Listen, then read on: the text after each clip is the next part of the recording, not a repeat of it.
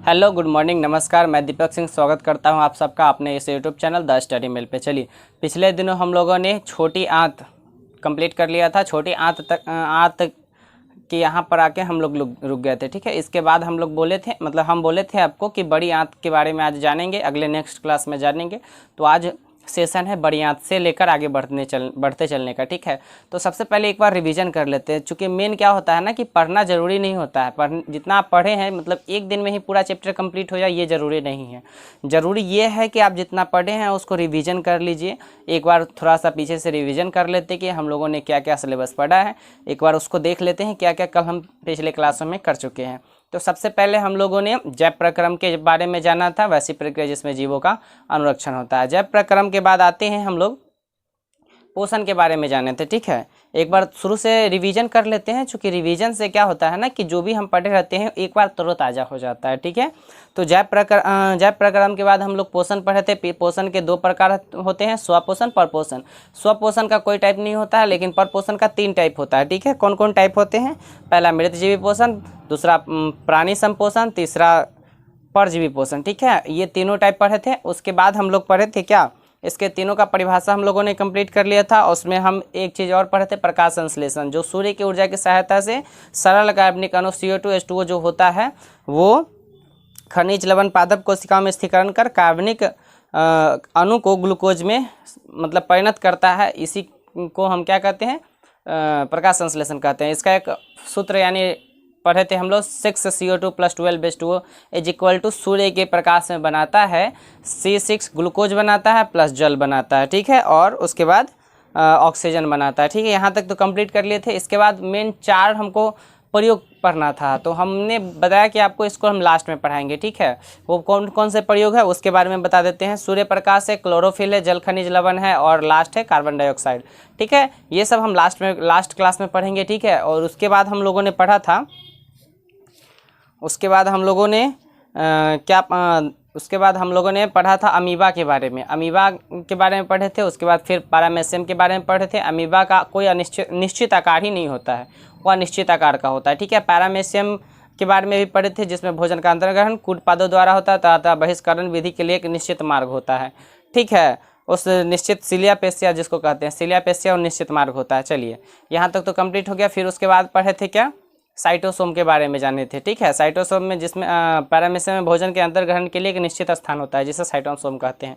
उसके बाद आहार नाल के बारे में जाने थे, डिटेल से पढ़े थे। अगर आप नहीं देखें तो वीडियो जाके देख लीजिए, पूरा अवेलेबल है वीडियो। ठीक है, उसके बाद आहार नाल के बाद मनुष्य के आहार नाल का संक्षिप्त वर्णन वहाँ पे कर लिए थे। फिर आहार नाल के मुख गुहा का, आहार नाल में कौन कौन चीज़ें आता है? मुख गुहा, ग्रसनी, आमाशय, छोटी आंत, बड़ी आंत, ये 5 चीज़ आती है उसमें। ठीक है, तो वो पढ़ लिए थे। मुख गुहा का संक्षिप्त वर्णन भी कर लिए थे। उसके बाद दांत कितने टाइप के होते हैं? 4 टाइप के होते हैं, कतरनक, भेदक, चवर्णक, अग्र चवर्णक। कतरनक काटने वाला, भेदक फाड़ने वाला, चवर्णक चबाने वाला, अग्र चवर्णक उसको मिहीन करने वाला। ठीक है, ये चारों टाइप पढ़ना था, वही पढ़ लिए थे। कुछ ऑब्जेक्टिव भी था, वो भी कर लिए थे। उसके बाद हम दंत अस्थिछय भी पढ़ लिए थे कि दंत अस्थिछय क्या होता है। दांतों की अच्छी सफाई नहीं होने से जब हम मीठा पदार्थ खाते हैं तो वो दांतों पे चिपक कर उसमें केमिकल रिएक्शन करता है, जिसके कारण दांत हमारा खराब हो जाता है। उसके बाद हम दंत प्लाक पढ़े थे कि दांतों की अच्छी सफाई नहीं करते हैं तो उस पर एक पीला परत बैठ जाता है, उसी को हम दंत प्लाक बोलते हैं। उसके बाद हम लार ग्रंथि के बारे में पढ़े थे कि कितनी जोड़ी लार ग्रंथि स्रावित होती है। तो 3 जोड़ी, पैरोटिड, सबमैंडिबुलर, सबलिंगुअल, ये 3 जोड़ी जो है वो लार ग्रंथि स्रावित होती है। उसके बाद हम लोगों ने पढ़ा था कि उसमें एंजाइम कौन सा स्रावित होता है, तो 2 है, टाइलिन और माल्टेज। ठीक है, 2 एंजाइम स्रावित होता है। उसके बाद हम लोगों ने पढ़े थे कि कुछ ऑब्जेक्टिव भी यहाँ पे किए थे। उसके बाद ग्रसनी के बारे में जाने थे कि ग्रसनी क्या है और इसके कितने भाग है। तो ग्रसनी का 2 भाग होता है, निगल द्वार, कंठ द्वार, उसके बारे में भी जाने थे।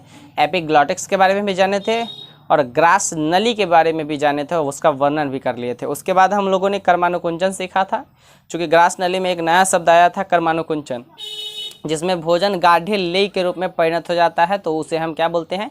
कर्मानुकुंचन बोलते हैं। ठीक है, उसके बाद अमाशय के बारे में जाने थे कि अमाशय क्या है, इसमें भोजन कितने घंटों तक संचित रहता है। तो भोजन लगभग 4 घंटों तक संचित रहता है, ठीक है। और उसके बाद इसमें HCl स्रावित होते रहता है। फिर अमाशय के अंदर ही हम लोग जठर ग्रंथि में प्रवेश किए थे। अमाशय के अंदर क्या होता है, जठर ग्रंथि होता है, जिससे जठर स्रावित होते रहता है।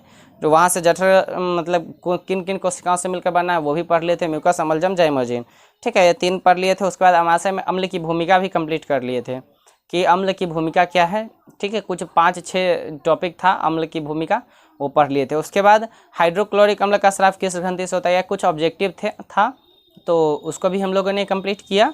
उसके बाद आज नहीं कल ही जाने थे अल्सर के बारे में भी जाने थे कि अमाशय के आंतरिक दीवार में गोलाकार पट्टी बनी रहती है जिसमें कहीं कहीं अंदर की ओर छिद्र हो जाता है, जिस छिद्र को हम अल्सर बोलते हैं, वहाँ भी कंप्लीट कर लिए थे। कायम किसे कहते हैं ये भी हो गया।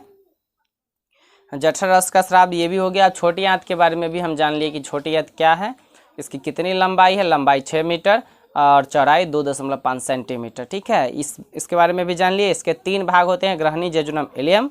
ग्रहणी अग्रभाग होता है, जेजुनम मध्य भाग होता है और इलियम अधिकांश भाग होता है, जिसके इलियम के बिलाई एक भाग होता है जिसमें ग्लूकोज का पूर्ण मतलब भोजन का पूर्ण पाचन होता है, ग्लूकोज का अवशोषण होता है, ठीक है। वहाँ से तो यहाँ तक हम लोग कंप्लीट कर लिए थे। उसके बाद कुछ ऑब्जेक्टिव भी कर लिए थे। अब आज का सेशन है बड़ी आंत। बड़ी आंत से समझते हैं कि बड़ी आंत आखिर होता क्या है। तो देखिए, छोटी आंत के अगले वाले भाग को ही बड़ी आंत बोलते हैं, यानी छोटी आंत के नीचे वाले भाग जो होते हैं, यानी अगला और सबसे बड़ा भाग क्या होता है, बड़ी आंत होता है, ठीक है। जिसमें अपचित भोजन जो भी थोड़ा मोड़ा बचा हुआ रहता है, तो वो अपचित भोजन इसमें क्या होता है, अपचित भोजन जीवाणुओं द्वारा इसमें पूर्ण पाचन कंप्लीट हो जाता है और ये मल में परिणत हो जाता है। अपचित जो भी पचा हुआ भोजन जो मल मतलब बड़ी आंत में आती है, तो वो क्या होता है, जीवाणुओं द्वारा मल में परिणत कर दिया जाता है, ठीक है, जहाँ पे स्टोर होता है। और जो मल हम लोग समय अनुसार उसको हम बाहर निकाल देते हैं, अपने शरीर से परित्याग कर देते हैं। इसको परित्यागी समझिए कि अपने शरीर से उसको हम परित्याग कर देते हैं, ठीक है, जिसको हम मतलब वो समझ सकते हैं आप लोग, ठीक है। तो चलिए, उसके बाद हम अपेंडिक्स के बारे में जानते हैं। बहुत बार आप सुनते हुए कि फलाने व्यक्ति को अपेंडिक्स की प्रॉब्लम है, उसको अपेंडिक्स हो गया, ये व्यक्ति अपेंडिक्स की वजह से मर गया, ये दिस डैट ये होता है, ठीक है। तो अपेंडिक्स होता क्या है, बेसिकली वो समझते हैं। अपेंडिक्स एक तरह से किडनी की तरह काम पहले करता था, अब नहीं काम करता है, वो उसका काम खत्म हो चुका है। पहले क्या था कि पहले हम लोग आदि मानव थे, तो आदि मानव का काम क्या था, उस समय तो भोजन पका हुआ तो होता नहीं था। आदि मानव भोजन के लिए कुछ भी खा लेते थे, जैसे कच्चा मांस हो गया, जानवर को पकड़ के खा गए, बिना पकाए हुए कच्चा मांस फाड़ के खा गए, और घास, कच्चा मांस नहीं मिला तो कुछ भी फल फूल घास जो भी है वो मतलब अपने पेट भरने के लिए कुछ भी खा लेते थे, ठीक है। जिसको पचाने के लिए मनुष्य में एक विशेष अंग की व्यवस्था उस समय भगवान द्वारा की गई थी। तो हम लोगों ने अभी जाना कि उस समय क्या होता था ना, कि मनुष्य के भोजन मतलब उस समय के पाचन के लिए हमारे पास पाचन क्रिया विधि के लिए एक ही विशेष अंग था, वो था अपेंडिक्स। अपेंडिक्स में क्या होता था, भोजन जाता था और वहाँ पे उसको पूर्ण पाचन मतलब किडनी उस समय कार्यरत नहीं था, उस समय अपेंडिक्स ही कार्य करता था, इसको पचाता था और उसको मतलब मल तक परिणत कर देता था, यानी पूर्ण पाचन की क्रिया वहीं पे अपेंडिक्स ही पचाने का कार्य करता था। कितना हार्ड से भी हार्ड मांस हो या हड्डी क्यों ना हो, वो उस समय पचा दिया करते थे, ठीक है। लेकिन अब इसका कार्य धीरे धीरे बंद हो चुका है, अब अपेंडिक्स काम करना बंद कर दिया है। लेकिन फिर भी हमारे शरीर में एक अवशिष्ट पदार्थ है, वो है अपेंडिक्स। यहाँ से ऑब्जेक्टिव बन सकता है कि मनुष्य शरीर में क्या अवशिष्ट पदार्थ कौन सा प्रेजेंट है, उसके बारे में बताइए। तो यहाँ से हम लोग सीधा सा एग्जाम्पल दे सकते हैं। अपेंडिक्स होता है वो हमारे शरीर में कोई काम का नहीं है, ठीक है। तो चलिए अपेंडिक्स के बारे में समझ गए, लेकिन एक चीज़ और ध्यान से सुनिएगा, जब ये कार्य नहीं करता है तो अपेंडिक्स की प्रॉब्लम होती क्यों है। अपेंडिक्स क्यों मतलब बहुत बार सुना जाता है, अपेंडिक्स हो जाता है, फूल गया, अपेंडिक्स का ऑपरेशन करवाना पड़ेगा, क्यों, आखिर ऐसा होता क्यों है।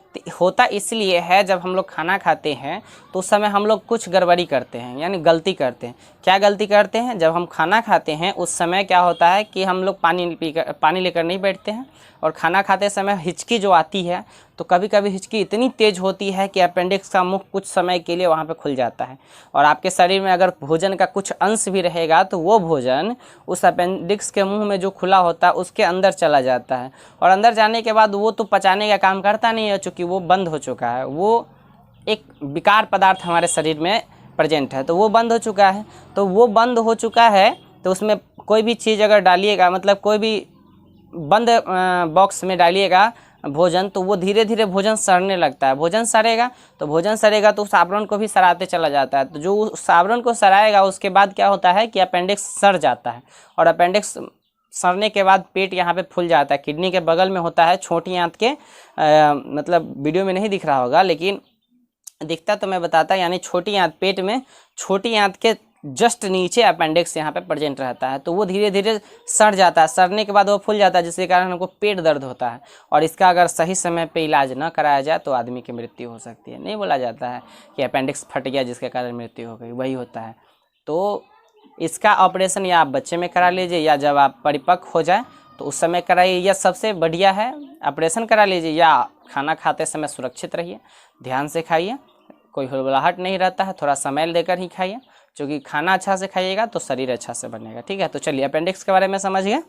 तो छोटी आंत और बड़ी आंत के जोड़ पर एक उंगली नुमी पट्टी रहती है, उंगली नुमी एक पट्टी रहती है जिसे अपेंडिक्स कहा जाता है। ठीक है, इसका परिभाषा अगर आपको देना होगा तो दीजिएगा कि छोटी आंत और बड़ी आंत के मध्य एक उंगली नुमा एक संरचना होती है, पट्टी होती है, जिसे हम अपेंडिक्स कहते हैं। ठीक है, जिसका सिरा बंद होता है। और सिरा कब कब खुलता है हम आपको बता ही दिए हैं कि जब आप खाते समय हिचकी लेते हैं उस समय ये सिरा खुल जाता है, कुछ समय के लिए ही खुलता ज़रूर है। ठीक है, अब चलिए छोटी आंत में कौन कौन सा एंजाइम स्रावित होता है इसके बारे में जानते हैं।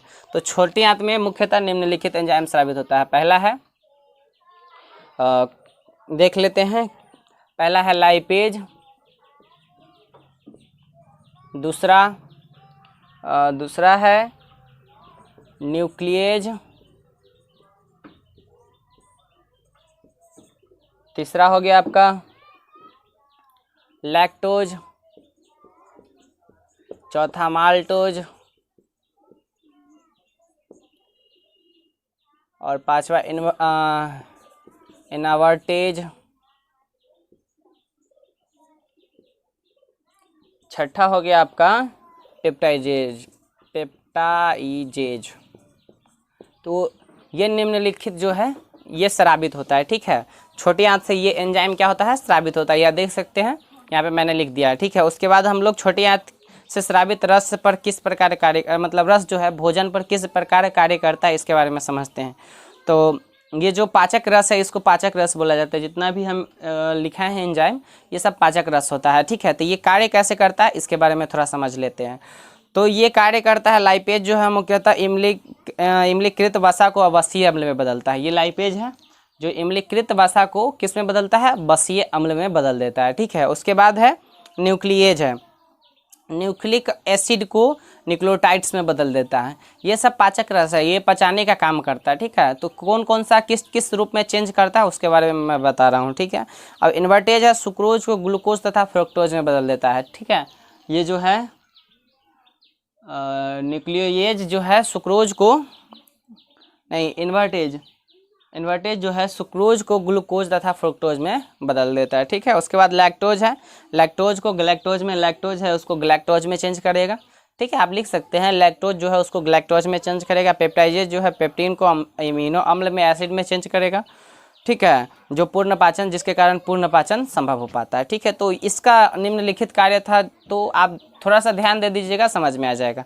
इसके बाद हम लोग चाइल्ड्स किसे कहते हैं इसके बारे में समझते हैं। देखिए आपका एक टॉपिक है, अगला टॉपिक है चाइल्ड किसे कहते हैं। ठीक है,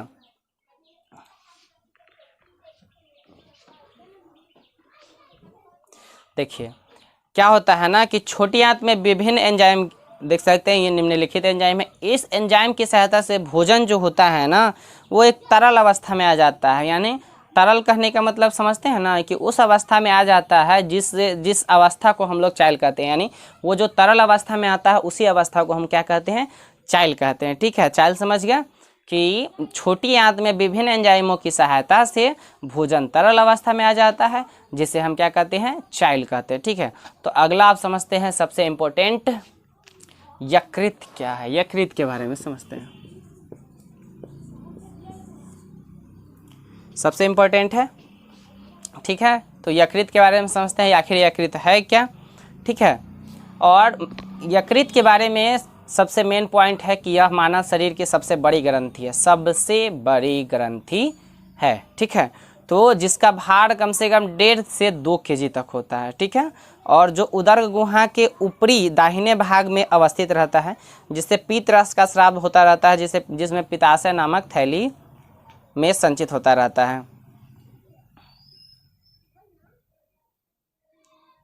देखिए यहाँ पे यकृत में विटामिन ए भी संचित विटामिन ए रहता है, जो समयानुसार शरीर को प्रदान करते रहता है। इसके भाग को आरबीसी का कब्र भी कहा जाता है। विटामिन ए को मतलब इस भाग को आरबीसी का कब्र, पीत को आरबीसी का कब्र भी कहा जाता है। देखिए यकृत के बारे में समझते हैं। यकृत सबसे पहले क्या होता है, मानव शरीर की सबसे बड़ी ग्रंथि है, जिसका वजन 1.5 से 2 केजी के बीच होता है, ठीक है। और जो उदर गुहा के दाहिने भाग में अवस्थित रहती है, ऊपरी दाहिने भाग में अवस्थित रहती है, जिससे पीत रस का स्राव होते रहता है। जो पीत रस एक पित्ताशय नामक थैली में, इस तरह के थैली होता है, तो उसमें संचित रहता है, ठीक है, संचित होते रहता है, ठीक है, जिसे हम आरबीसी का कब्र भी कहते हैं। और एक चीज़ और, ये जो है यकृत में विटामिन ए संचित रहता है, जो समय अनुसार जब शरीर को ज़रूरत हो तो समय पड़ने पर विटामिन ए शरीर को देते रहता है, ठीक है। तो यहाँ से हम यकृत के बारे में समझ गए। अब यकृत से स्रावित पीत रस क्या है, इसके बारे में थोड़ा सा मतलब चर्चा कर लेते हैं कि यकृत से स्रावित पीत रस क्या है, वर्णन थोड़ा सा कर लेते हैं इसके बारे में, ठीक है। यकृत से स्रावित पीत रस जो होता है, एक गाढ़ा एवं हरा रंग का क्षारीय द्रव होता है, जिसमें कोई एंजाइम नहीं होता है, जिसका पीएच मान 7.7 होता है। यह भोजन को क्षारीयता प्रदान करती है तथा वसा को पाचन करने में सहायक होती है, ठीक है। यह जीवों के शरीर में पीत रस स्रावित न हो तो भोजन का पाचन असंभव। देखिए कहने का मतलब ये है कि यह जो पीत रस है ना, यकृत से जो स्रावित होता रहता है, ये पीत रस बहुत ही डेंजर होता है, ठीक है। यह यकृत से स्रावित होता है, जो पित्ताशय नामक थैली में संचित रहता है, ठीक है। जिसका जो एक क्षारीय द्रव्य है, जिसका पीएच वैल्यू कितना है, 7.7 है, ठीक है। अगर पीत रस शरीर में स्रावित ना हो तो भोजन का पाचन असंभव है, ठीक है। तो यहाँ से मेन चीज़ समझने वाली बात है कि पीत रस का स्राव कहाँ से होता है, तो कहाँ से होता है, यकृत से होता है, ठीक है। तो यहाँ तक हम लोग समझ गए। अब पीत रस का कार्य भी देख लेते हैं, ठीक है। पीत रस का कार्य, इसका कार्य समझ लीजिए थोड़ा सा। तो अभी हम बताए ना कि ये क्षारीय प्रवृत्ति का होता है, तो यहाँ पे पीत रस भोजन को क्षारीयता प्रदान करती है। यहाँ से पहला टॉपिक आप लोग बनाइए कि पीत रस भोजन को क्षारीयता प्रदान करती है। यह छोटी आंत में मिलकर, अगला टॉपिक बनाइएगा, यह छोटी आंत में मिलकर अग्न्यासी एंजाइम की क्रिया को तीव्र कर देती है। यानी कि ये जो होता है अग्न्यासी एंजाइम की क्रिया जो होती है उसको तीव्र कर देती है पीत रस, ठीक है। और तीसरा बनाइएगा कि यह वसा का विखंडन करती है ताकि वसा का पूर्ण पाचन हो सके, ठीक है। तो चलिए हमारा ये भी ख़त्म हो चुका है, इसमें अभी 2 और है, तो इसको भी देख लेते हैं। और उसके बाद हम लोग अग्न्यासी के बाद रस के बाद अग्न्यासी क्या है, अग्न्याशय क्या है, उसके बारे में समझेंगे। और अग्न्याशय के बाद शायद हम लोग का चैप्टर ख़त्म हो जाएगा, ठीक है। तो चलिए समझते हैं। तो अगला टॉपिक इसका लिखिएगा कि यह छोटी आंत में उपस्थित विभिन्न एंजाइमों की क्रियाविधि को बढ़ा देता है। पीत रस का कार्य है कि पीत रस अगर मिलेगा तो विभिन्न प्रकार के जो एंजाइम होते हैं उसके क्रियाविधि को तीव्र कर देगा।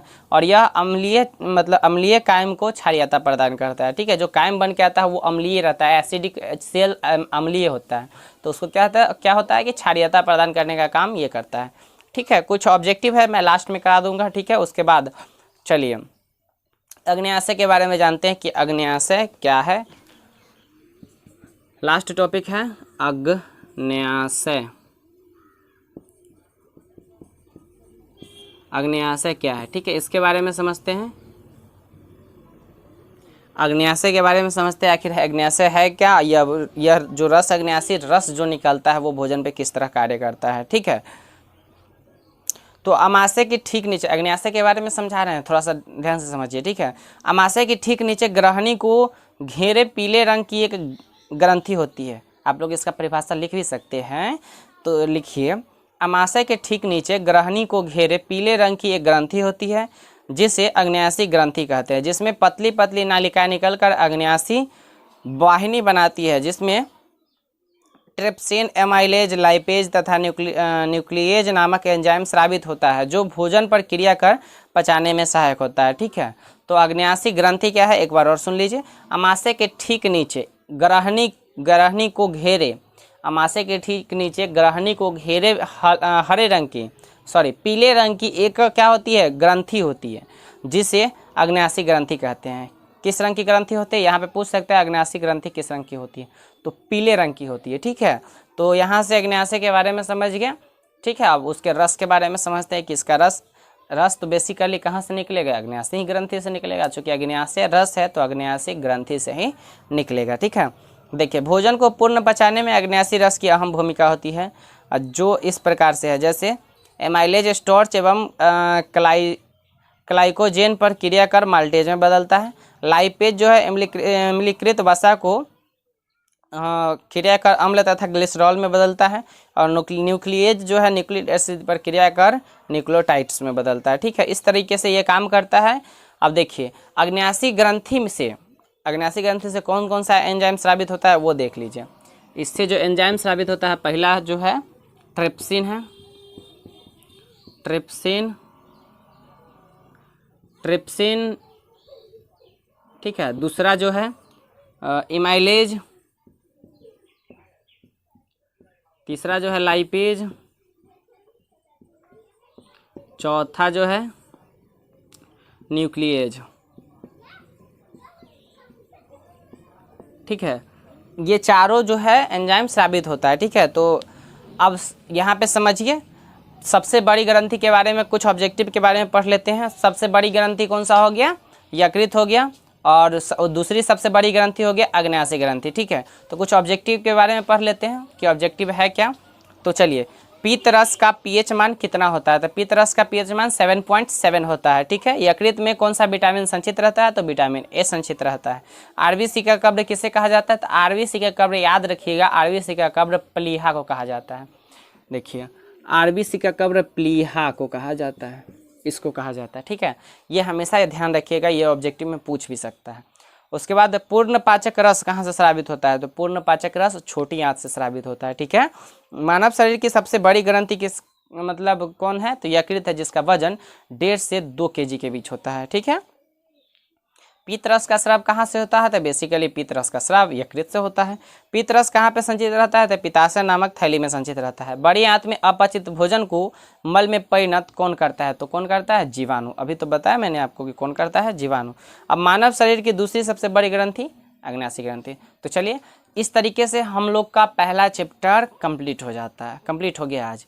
चूँकि जैव प्रक्रम में इतना ही था तो ये हम लोग का कंप्लीट हो गया, लेकिन हमने बताया कि 4 प्रयोग है, तो उस 4 प्रयोग को हम आपको पीडीएफ के तौर पे दे देंगे। आप एक बार पढ़ लीजिएगा, वो चारों प्रयोग समझ में आ जाएगा। क्योंकि उस चारों प्रयोग को करने में काफ़ी समय लगेगा, तो आपका समय भी बर्बाद होगा। उससे बढ़िया है कि मैं आपको पीडीएफ के तौर पे वो दे दूँ। चारों प्रयोग को पीडीएफ के तौर पे मैं आपको अवेलेबल करवा दूँगा। आप डिस्क्रिप्शन में जाके, नीचे जाके, वीडियो के लिंक में जाके आप वहाँ से उसको पीडीएफ डाउनलोड कर सकते हैं। ठीक है ना, तो यहाँ से आपका जैव प्रोग्राम टोटली कंप्लीट हो गया, और इसके नेक्स्ट चैप्टर को भी अगले सेशन में लेके चलेंगे। इसके नेक्स्ट चैप्टर को आगे लेके चलेंगे। ठीक है, तो इस चैप्टर में कोई भी अगर दिक्कत होता है, जैव प्रक्रम से रिलेटेड कोई भी क्वेश्चन में डाउट आती है, तो आप बेझिझक कमेंट कर सकते हैं। यहाँ से हर एक क्वेश्चन, हर ऑब्जेक्टिव, कोई भी ऑब्जेक्टिव यहाँ से आप बनाइए, ऑब्जेक्टिव बनाइए, सब्जेक्टिव बनाइए, टोटल क्वेश्चन आपसे बनेगा, ये मेरी गारंटी है। आप बना के देखिए, आपको से टोटल क्वेश्चन बनेगा। ठीक है, तो चलिए इस तरीके से हमारा टोटल क्वेश्चन ख़त्म। तो इस चैप्टर को भी टाटा बाय बाय करते हैं, और इसके साथ ही मिलते हैं आपसे नेक्स्ट वीडियो में। और उससे पहले एक रिक्वेस्ट है आप लोगों से, अगर आप इस चैनल पर नए हैं तो चैनल को सब्सक्राइब कीजिए, लाइक कीजिए, शेयर कीजिए, और दोस्तों को भी इसके बारे में बताइए कि ऐसा बात है कि मतलब क्लास चल रहा है कि आप लोग इससे ज्वाइन कर सकते हैं। फ्री ऑफ कॉस्ट है, कोई इसका चार्ज नहीं है। आप मेनली होता क्या है कि अभी आप दूसरे कोचिंग में जाके उसको पैसा पेमेंट कीजिएगा, उससे बढ़िया यहाँ पे आइए, वीडियो देखिए, और मतलब टोटल यहाँ पे सुविधा मिलेगा आपको। ठीक है, मैथ से लेके टोटल यहाँ पे सब्जेक्ट अवेलेबल करवाया जाएगा। तो आज के लिए इतना ही रहने देते हैं, फिर मिलते हैं आपसे नेक्स्ट वीडियो में। तब तक के लिए धन्यवाद, जय हिंद।